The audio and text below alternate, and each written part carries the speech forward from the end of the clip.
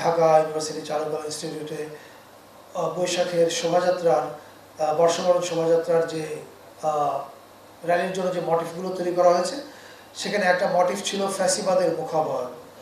সেই ফ্যাসিবাদের মুখাবয়বটা কে বা কারা পুড়িয়ে দিয়েছে ভোর 4টার পরে, এবং এটা স্পষ্টতই একটা কি বলে জুলাই পরবর্তী সময়ে জুলাইকে চ্যালেঞ্জ করে ফ্যাসিবাদের দোসরদের করা কাজ বলে আমরা মনে করছি।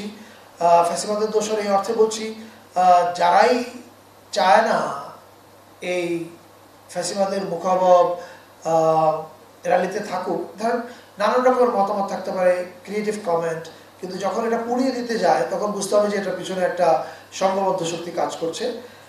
সেই শক্তিটার ব্যাপারে সরকার স্পষ্ট একটা অবস্থান ইতিমধ্যে নিয়েছে। আপনারা জানেন যে পুলিশ কাজ করছে এবং দ্রুতই অপরাধীকে গ্রেপ্তার করা হবে।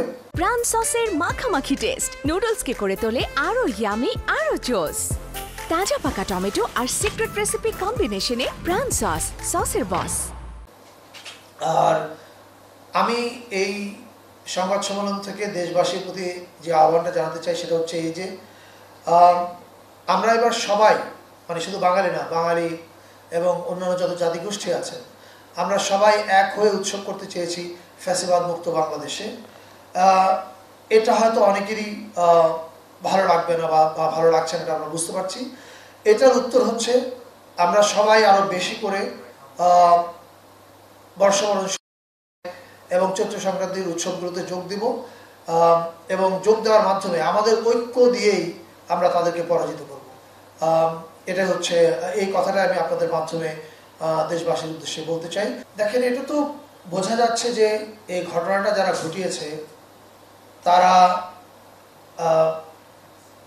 চায় না আমরা যে উৎসব মুখর বাংলাদেশ তৈরি করতে চেয়েছি এবং যে ঐক্যের এবং সম্প্রীতির বাংলাদেশ তৈরি করতে চাচ্ছি, এটাতে তারা এক ধরনের বাধা দিতে চায়। কিন্তু তাদের শক্তি এত কম, যে কাজটাই করেছে এটা শাস্তি তাদেরকে ভোগ করতে হবে, কিন্তু তাদের এই শক্তি এত কম, আমি মনে করি না এটার মাধ্যমে তারা আমাদের সারা দেশের মানুষের সম্মিলিত যে শক্তি, সেই শক্তির সামনে দাঁড়াতে পারবে।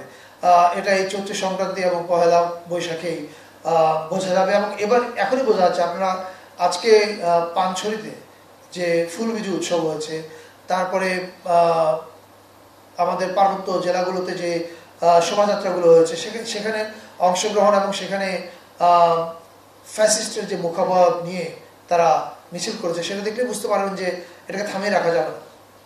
আমি মনে করি না এই শক্তিটা এত শক্তিশালী বা তাদের এরকম শক্তি আছে যে বাংলাদেশের সব মানুষের সম্মিলিত শক্তির মুখ সামনে তারা দাঁড়াতে পারবে, এটা বিশ্বাস করি।